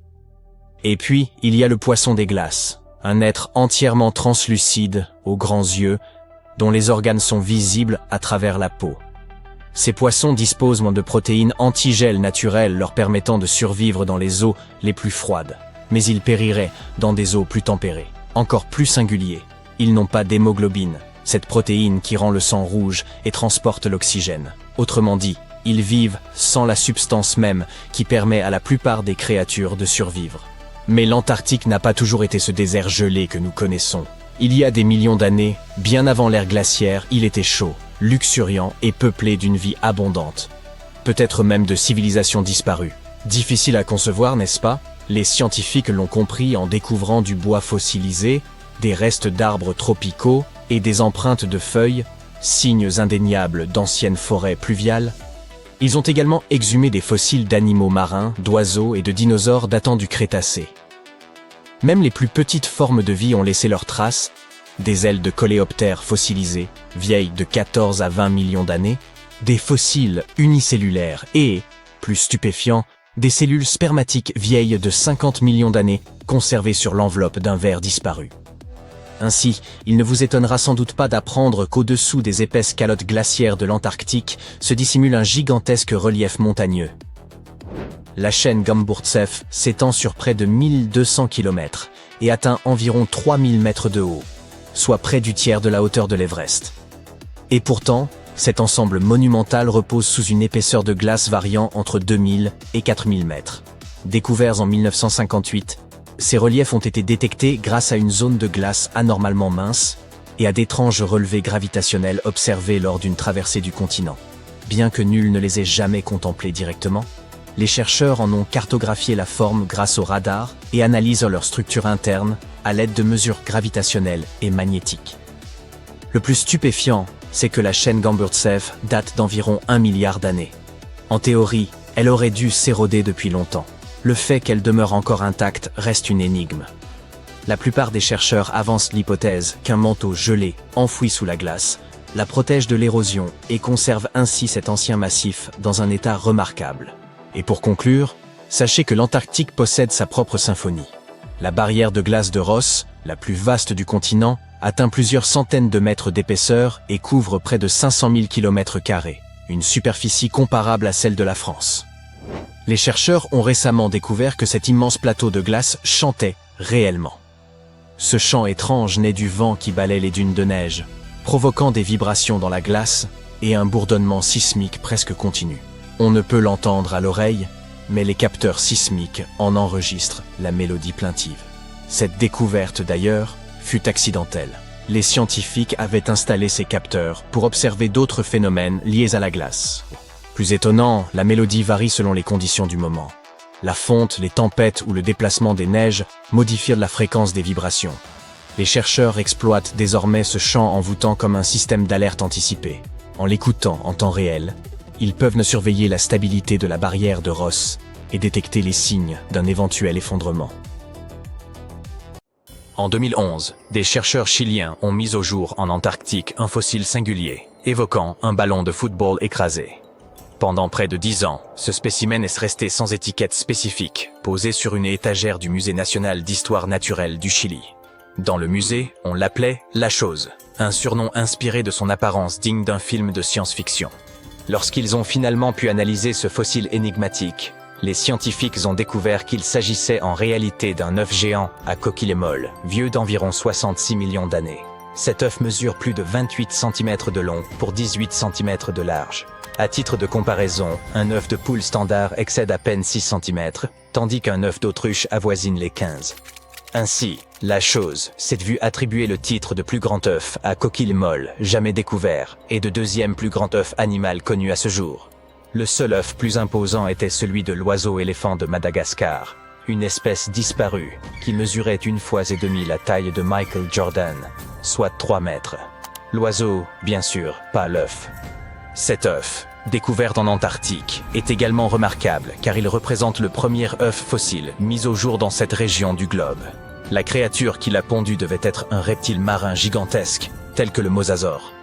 Cette hypothèse étonne, car la plupart des scientifiques pensaient que ces animaux ne pondaient pas d'œufs. Cette découverte pourrait donc profondément modifier notre compréhension de ces créatures. Enfin, cet œuf est unique en raison de sa coquille fine et dépourvue de pores, un trait qui le distingue des œufs de dinosaures, typiques. Son apparence rappelle davantage celle des œufs de lézards ou de serpents, bien qu'ils proviennent d'un animal colossal apparenté à ces espèces. Aucun dinosaure ou reptile volant connu de cette époque et de cette région ne semble capable de pondre un œuf aussi énorme. Tout porte donc à croire qu'il s'agit bien d'un mosasaure, bien qu'il soit impossible d'en être totalement certain. Les scientifiques ont mené des recherches approfondies, étudiant 259 espèces de reptiles actuels, comme les lézards et les serpents, ainsi que leurs œufs. Grâce à ces analyses, ils ont estimé que la créature ayant pondu cet œuf devait mesurer au moins 7 mètres de long, sans inclure la queue, soit un monstre un peu plus grand qu'une girafe adulte. Durant la fin du Crétacé, il y a environ 105 à 66 millions d'années, cette région de l'Antarctique aurait pu servir de pouponnière.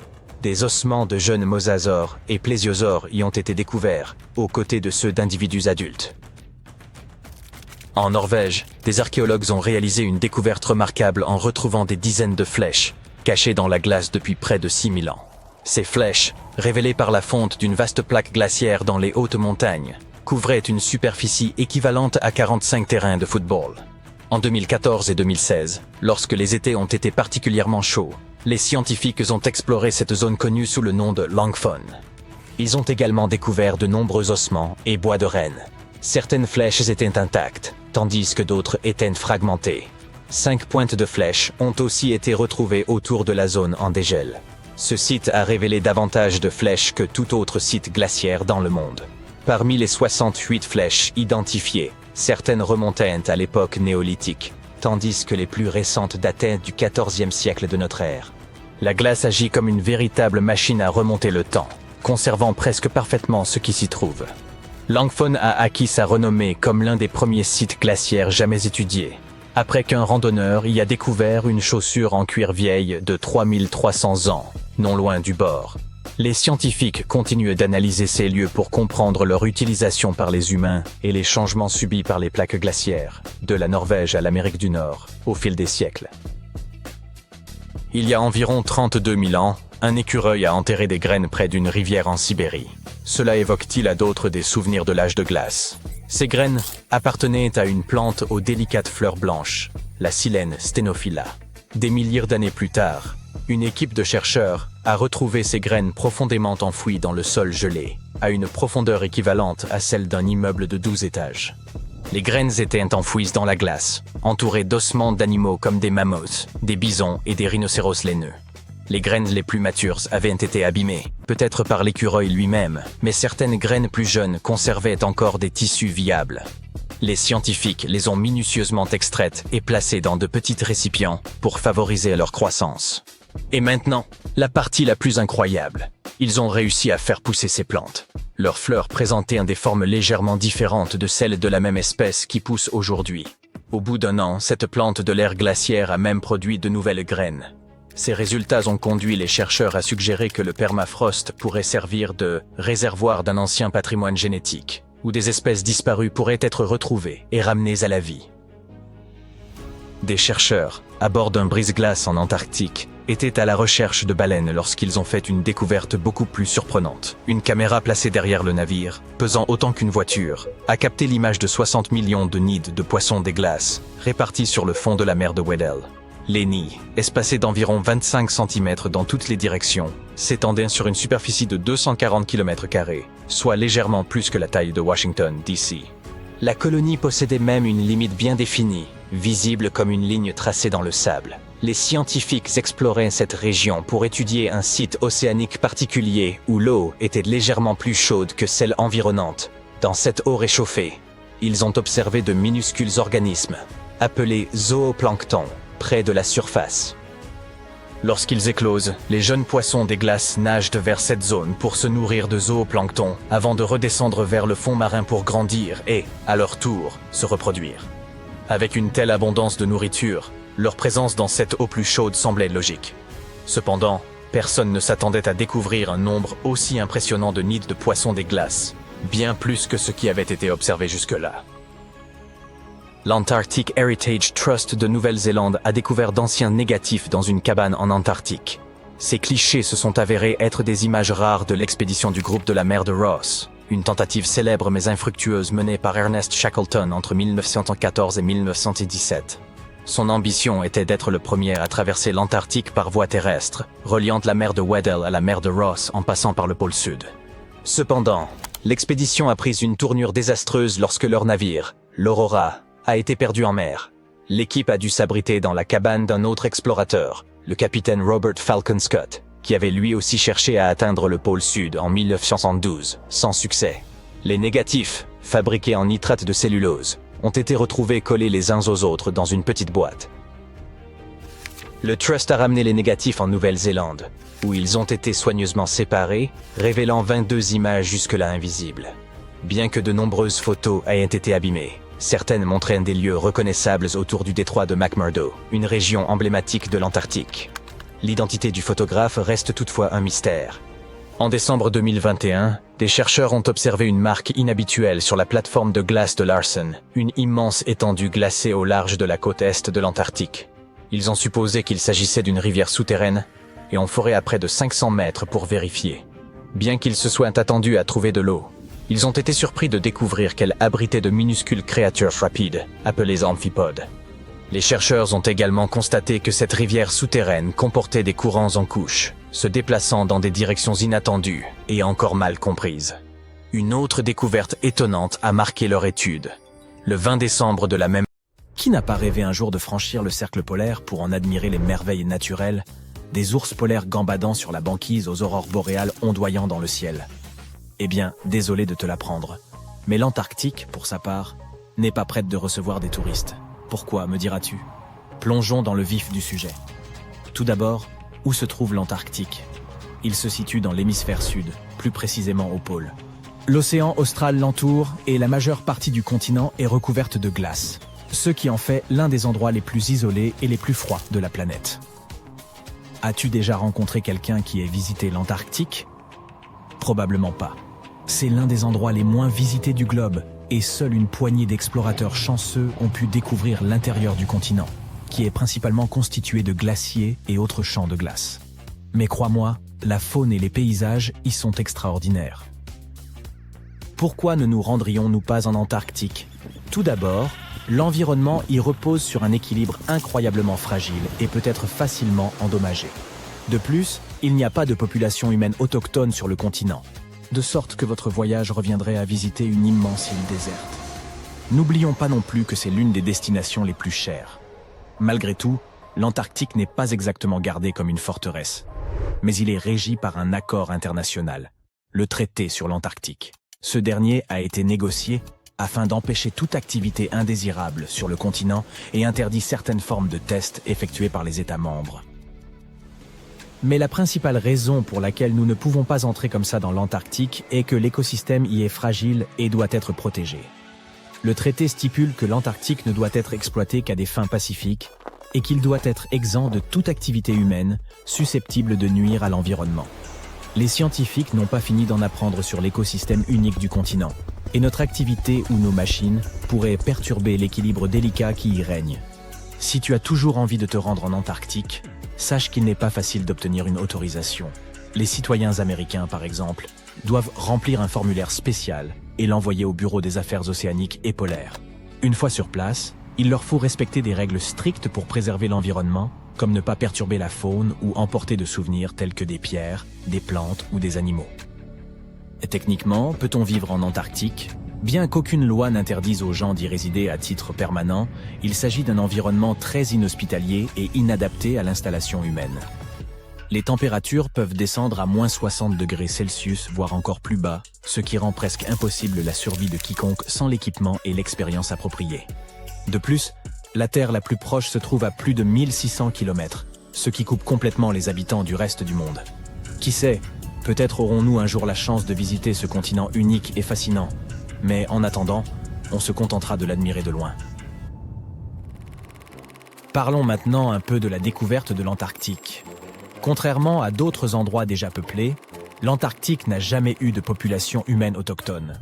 Les philosophes grecs de l'Antiquité avaient pourtant une notion de ce continent et l'ont baptisé Antarctos, qui signifie « en face de l'ours ». Les ours dont il est question ne sont pas les ours polaires, mais les constellations de la Grande et de la Petite Ourse, qui ne sont observables que dans l'hémisphère nord. Cette région est donc le contraire du pays de l'ours. À la fin du XVIIIe et au début du XIXe siècle, les navires de chasse à la baleine et aux phoques ont commencé à s'aventurer plus au sud lorsqu'ils doublaient le cap Horn, à l'extrémité de l'Amérique du Sud. On savait que pousser plus loin signifiait souvent des vents plus forts, mais aussi le risque de heurter des icebergs de toute taille. Sius courants imprévisibles pouvaient s'avérer dangereux pour le navire et l'équipage. Le capitaine James Cook aura été le premier à franchir le cercle polaire antarctique le 17 janvier 1773 dans la région de la mer de Ross. Il a atteint un point plus au sud un an plus tard, et bien qu'il n'ait pas vu la Terre, l'a approché de moins de 80 km et a aperçu des dépôts rocheux retenus par des icebergs, indiquant qu'il existait bien une Terre plus au sud. Il est généralement admis que la première observation de l'Antarctique a eu lieu en janvier 1820, lors du voyage de 2 navires commandés par le capitaine Fabian Gottlieb von Bellingshausen et CE, dans le cadre d'une expédition de 2 ans autour du monde à la recherche de nouvelles terres. Les navires du capitaine auraient été les premiers à avoir franchi le cercle antarctique depuis Cook.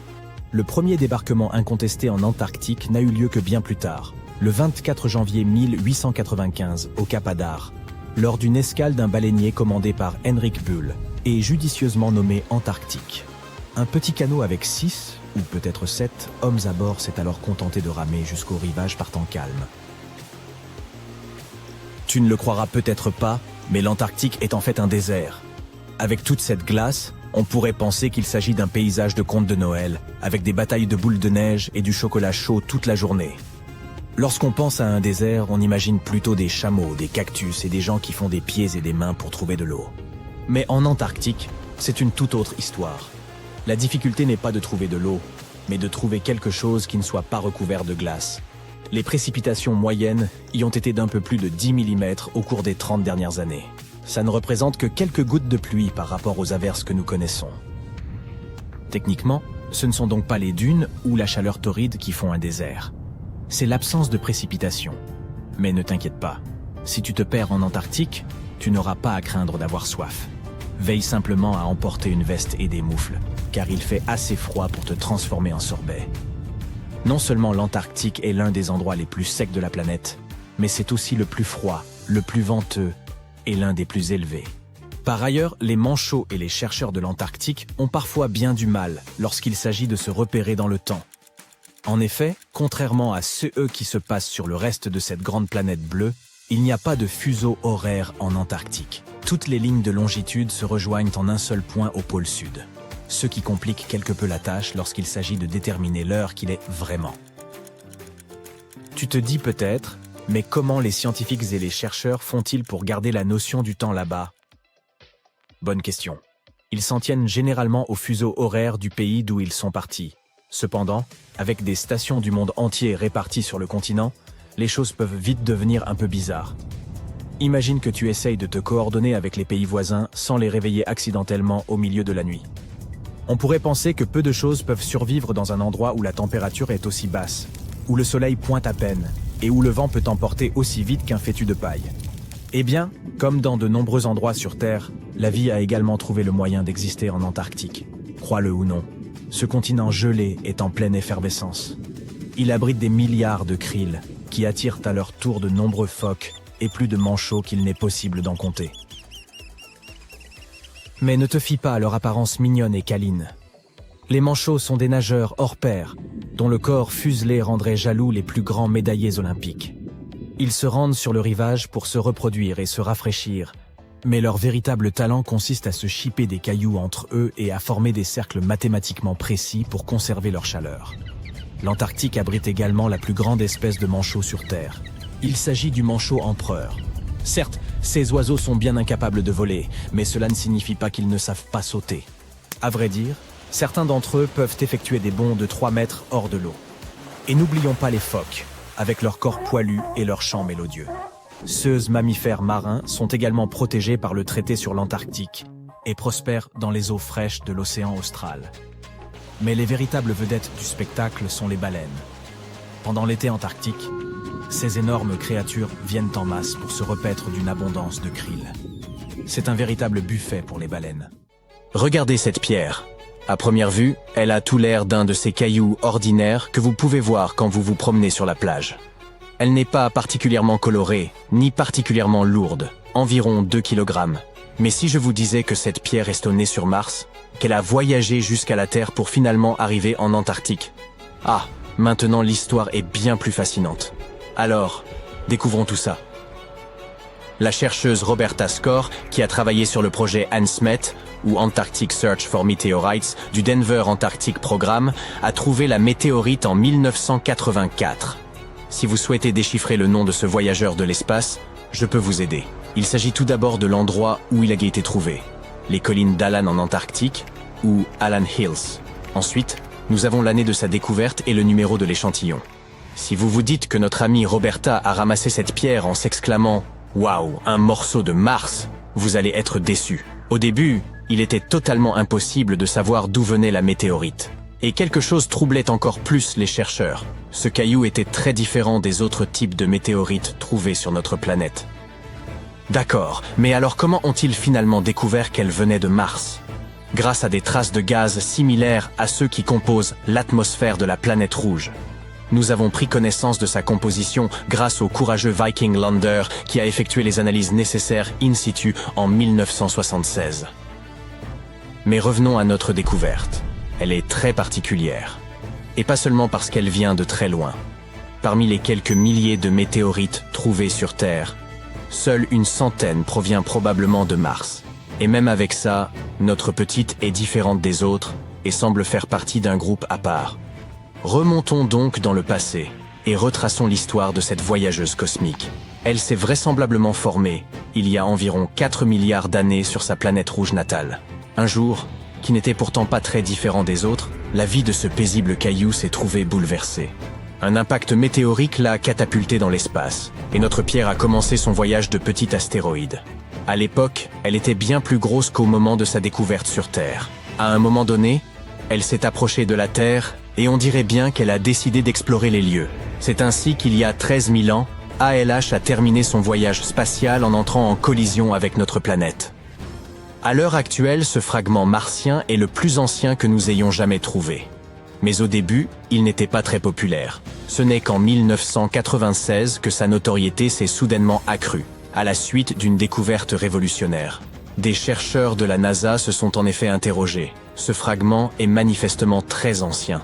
Mais pourrait-il avoir enregistré des traces de vie qui auraient pu prospérer sur Mars à l'époque où ALH était encore attaché à la planète rouge? Et devinez quoi? C'était une très bonne question. Ils ont détecté des traces de très fines particules de magnétite.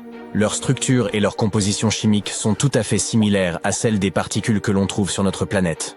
On appelle ça des magnétofossiles, et ce sont des bactéries magnétotactiques qui les produisent.